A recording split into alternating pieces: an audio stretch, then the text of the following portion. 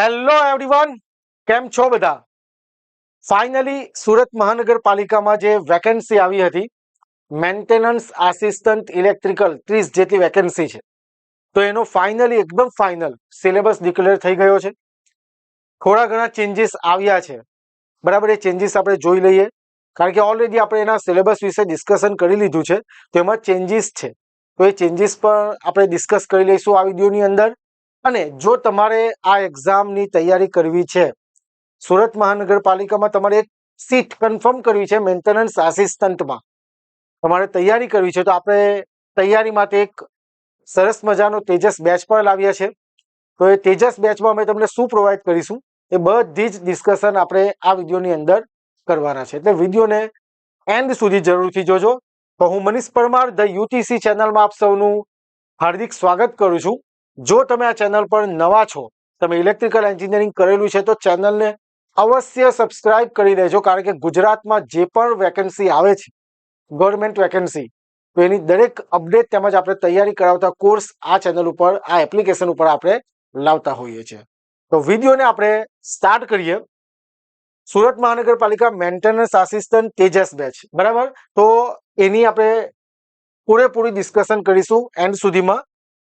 પહેલા, જો તમે યુટીસી સાથે જોડાવા માંગો છો, ઈચ્છો છો કે ના આપણે કોર્સ એનરોલ કરીએ, તો તમારે જરૂરથી એ જાણવું જોઈએ કે યુટીસીમાં જે પણ કોર્સિસ લોન્ચ થાય છે ઇલેક્ટ્રિકલ રિલેટેડ, તો એમાં શું રિઝલ્ટ આવે છે, તો જ તમને પણ ટ્રસ્ટ બેસે કે ના ભાઈ કન્ટેન્ટ પરફેક્ટ છે, આપણે એક્ઝામ પાસ કરી શકીશું. કારણ કે આવી બધી ભરતી વારંવાર નથી આવવાની. તમે કોઈ પણ એમ જ કોર્સ લઈ લો છો અને કન્ટેન્ટ બરાબર નથી, તો એ તમારા માટે નુકસાનકારક છે. તો હું જે તમને રિઝલ્ટ બતાવું છું એ તમારા ટ્રસ્ટ માટે કે આપણે જે કન્ટેન્ટ પ્રોવાઈડ કરીએ છીએ, ખૂબ જ સારો કન્ટેન્ટ પ્રોવાઈડ કરીએ છીએ, અને આપણા કોર્સિસમાંથી ઘણા સ્ટુડન્ટ્સનું નામ સિલેક્શન લિસ્ટમાં આવે છે. ઓકે, તો આસિસ્ટન્ટ એન્જિનિયર ઇલેક્ટ્રિકલનું એક રિઝલ્ટ છે, જીપીએસસીની જાહેરાત હતી માર્ગ અને મકાન વિભાગમાં, એડવર્ટાઇઝમેન્ટ નંબર 10. ઓકે, એના માટે આપણે યોદ્ધા બેચ લોન્ચ કરેલો હતો. ઘણા વિદ્યાર્થીઓએ કોર્સ એનરોલ કરેલો હતો, ટેસ્ટ સિરીઝ લીધી હતી, મટીરિયલ લીધું હતું. એમાંથી ઘણા બધા વિદ્યાર્થીઓના નામ ડોક્યુમેન્ટ વેરિફિકેશન લિસ્ટમાં છે, જેમના નામ અને રોલ નંબર મેં અહીંયા મૂકેલા છે. તેવી જ રીતે G SSSB ની એક ભરતી જુનિયર નિરીક્ષક, એડવર્ટાઇઝમેન્ટ નંબર 253, G SSSB ની જાહેરાત હતી. એના માટે આપણે લક્ષ્ય બેચ લોન્ચ કરેલો હતો, કે જેમાં ઘણા વિદ્યાર્થીઓ એનરોલ કરેલું હતું, ટેસ્ટ સિરીઝ લીધી હતી, મટીરિયલ પરચેસ કરેલું હતું, જેમના નામ પણ ઘણા નામ સિલેક્શન લિસ્ટમાં છે.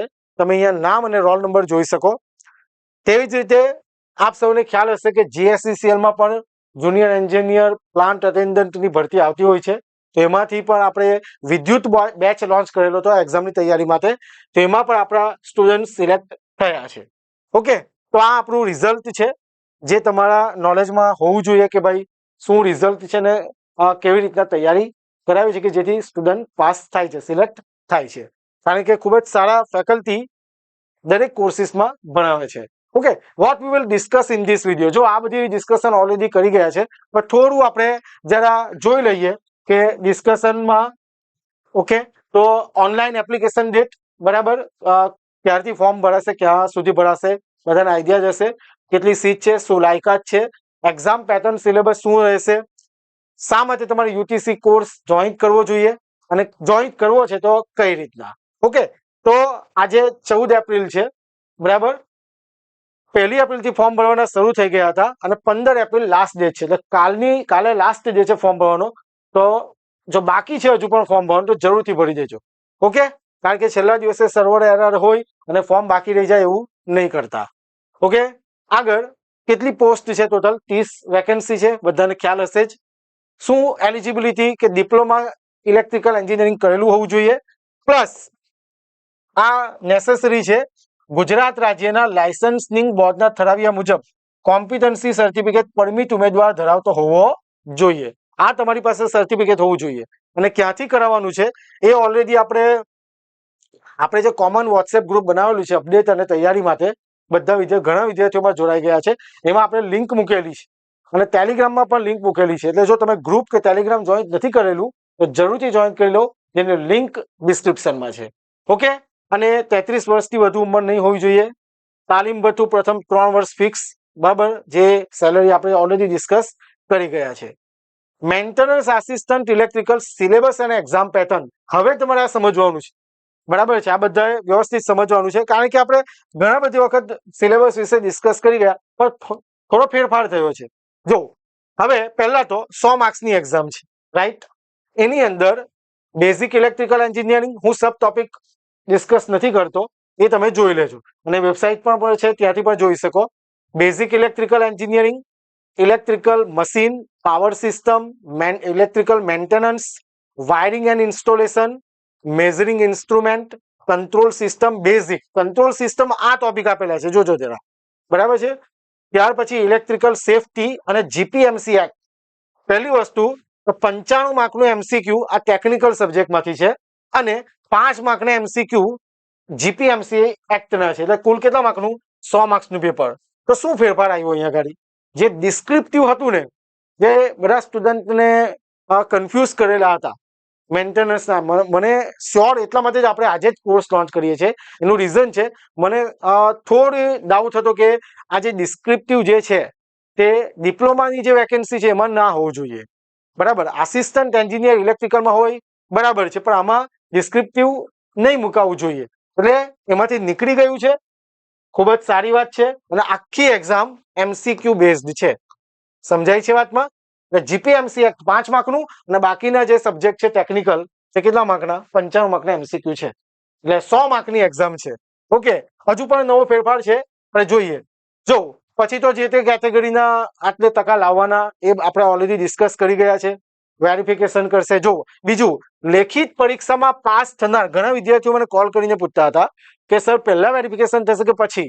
તો અહીંયા ક્લિયર થઈ ગયું છે કે લેખિત પરીક્ષામાં પાસ થનાર ઉમેદવારોમાંથી જેમણે પરીક્ષા પાસ કરશે તે મેરિટમાં અગ્રતા ક્રમે આવતા જાહેરાતમાં દર્શાવેલ રોસ્ટર મુજબ ખાલી જગ્યાના ઉમેદવારને ડોક્યુમેન્ટ વેરિફિકેશન માટે બોલાવવામાં આવશે. એટલે પહેલા એક્ઝામ થશે, પછી મેરિટ મુજબ ડોક્યુમેન્ટ વેરિફિકેશન થશે. જો કોઈ ઉમેદવાર ડોક્યુમેન્ટ વેરિફિકેશનમાં અસફળ થાય ત્યારબાદ રોસ્ટર મુજબ મેરિટમાં આવતા ઉમેદવારને વેરિફિકેશનમાં બોલાવવામાં આવશે. સિમ્પલ છે, ખ્યાલ આવે છે વાતમાં? એટલે આ ખાસ તમારે ધ્યાનમાં રાખવાનું છે. પહેલા એક્ઝામ થશે, પછી વેરિફિકેશન. બીજી વસ્તુ, લેખિત પરીક્ષાનું માધ્યમ. તો જે પેપર છે તે કઈ ભાષામાં રહેવાનું છે? આપણું ગુજરાતી. મેન્ટેનન્સ આસિસ્ટન્ટમાં, બરાબર છે? મેન્ટેનન્સ આસિસ્ટન્ટની વાત કરીએ છીએ આપણે.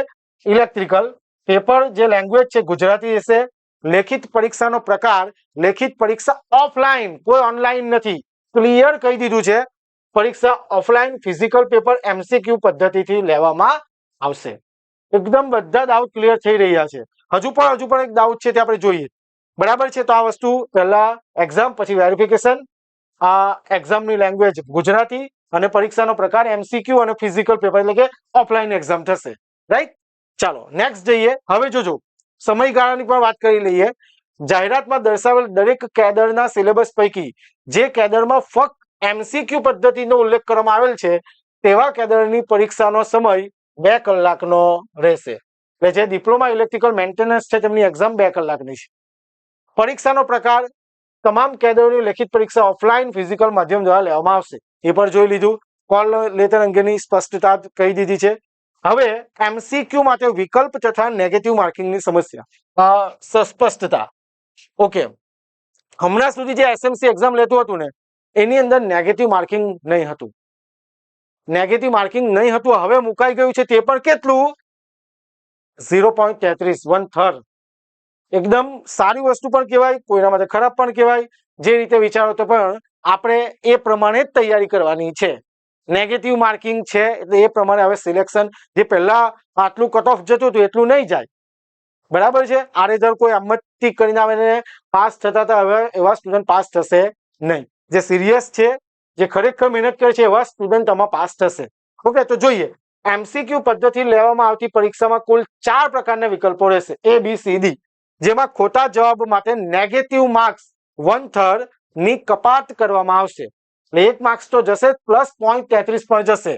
પરંતુ જો કોઈ ઉમેદવાર દ્વારા કોઈ સવાલ માટે જવાબ આપવા માંગતા ના હોય તો તેવા સંજોગોમાં તેઓએ કોઈ પણ વિકલ્પની પસંદ કરવાની રહેતી નથી. જીપીએમસીમાં ઓપ્શન ઈ ટિક કરવાનો હોય છે.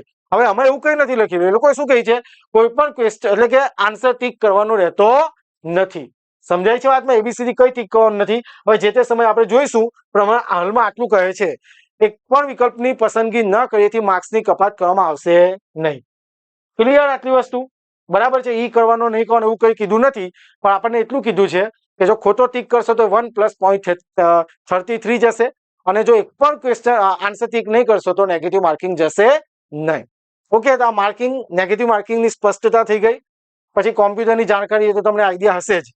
એટલે આટલા ચેન્જીસ છે. બરાબર છે કે ભાઈ મેન્ટેનન્સ આસિસ્ટન્ટ ઇલેક્ટ્રિકલની જે વેકેન્સી આવી છે એમાં બધી જ વસ્તુ હવે ડિફાઇન થઈ ગયું છે. બધાને ડાઉટ હતા. હવે એક હજુ ક્વેશ્ચન કરે કે એક્ઝામ ક્યારે આવશે? જ્યારે આવશે ત્યારે તમે તૈયારી ચાલુ કરી દો. બરાબર છે, કારણ કે સારામાં સારી વેકેન્સી છે. હવે આવી વેકેન્સી આવનારા 4-5 વર્ષ મને લાગે ત્યાં સુધી, કારણ કે મેં જોબ કરી છે એસએમસીમાં, મેં તમને આગળના ઘણા બધા વિડીયોમાં પણ કીધું છે. બરાબર છે, મને આઈડિયા છે કે હવે આ વેકેન્સી આવી છે, સારામાં સારી તક છે. પછી તમે 4-5 વર્ષ ગણી લો, પછી ત્યાં સુધી વેકેન્સી આવવાની નથી. આવી જાય તો નસીબની વાત છે, પણ મને નથી લાગતું કે આવે. એટલે આ એક લાસ્ટ ઓપોર્ચ્યુનિટી છે તમારા માટે, એવું કરીને તૈયારી કરો. બરાબર છે ને, તમારી એક પોઝિશન સિક્યોર કરો.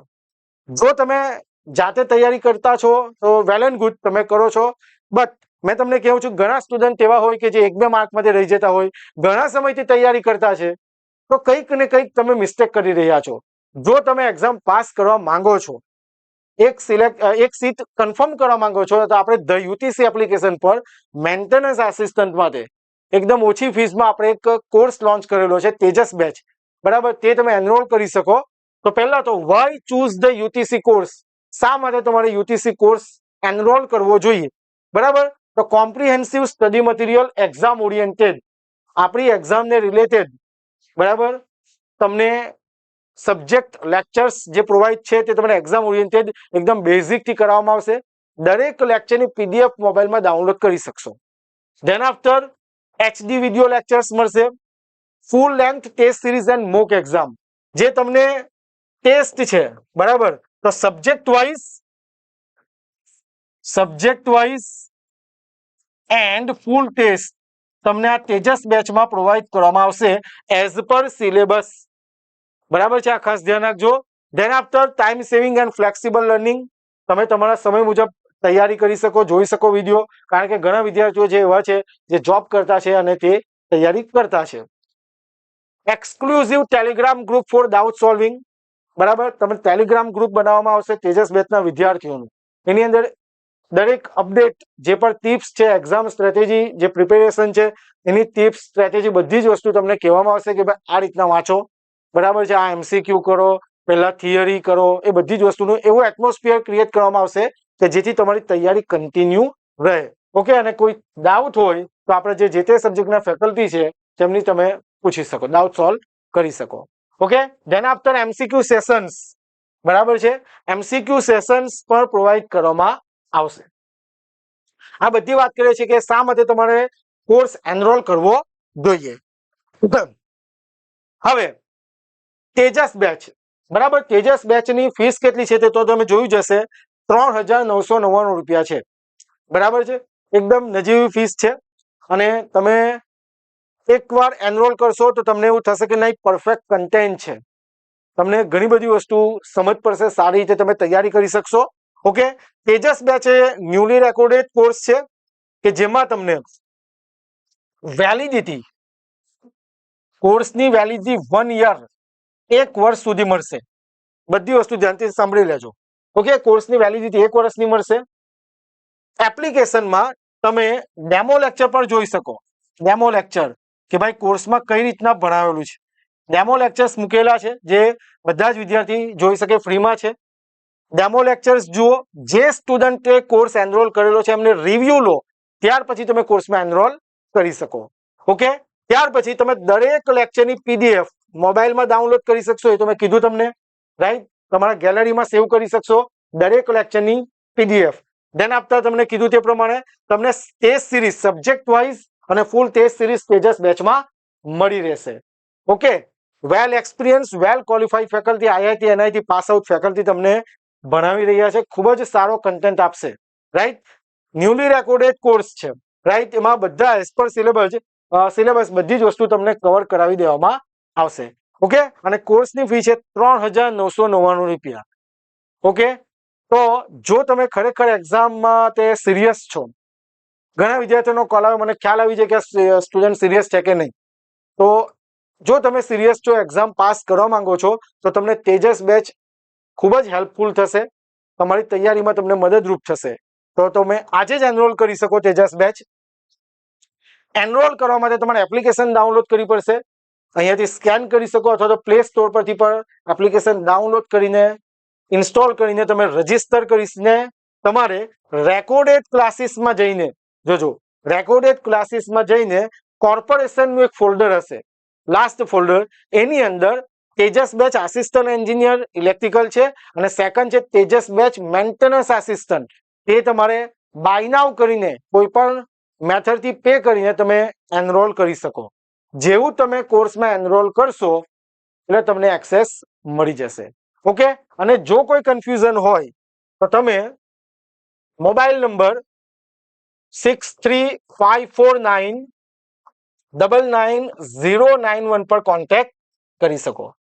ઓકે, તો તેજસ બેચ ની દરેક માહિતી તમને મળી ગઈ હશે.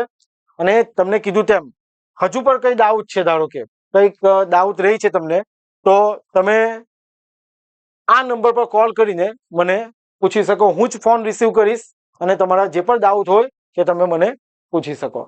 આજે જ એનરોલ કરી દેજો, અને જો ખરેખર સિરિયસ છો તો તૈયારી સ્ટાર્ટ કરી દેજો. વેઇટ નહીં કરતા, જેટલું તમે સમય બગાડશો એટલું તમને લોસ જશે. ઓકે, અને કીધું તેમ આજે 14 એપ્રિલ છે, કાલે 15 એપ્રિલ લાસ્ટ ડે છે ફોર્મ ભરવાનો. તો મિસ્ટેક કર્યા વગર આજે જ ભૂલ્યા વગર ટાઈમ કરીને ફોર્મ ફિલઅપ કરી દેજો. ઓકે, તો મળીએ ફરીથી કોઈ નવી અપડેટ સાથે નવા વિડીયોમાં. ત્યાં સુધી બધા વાંચવાનું ચાલુ રાખજો, અને જે પણ વાંચો છો એનું રિવિઝન જરૂરથી કરજો. Thank you very much. જય હિન્દ, જય ભારત.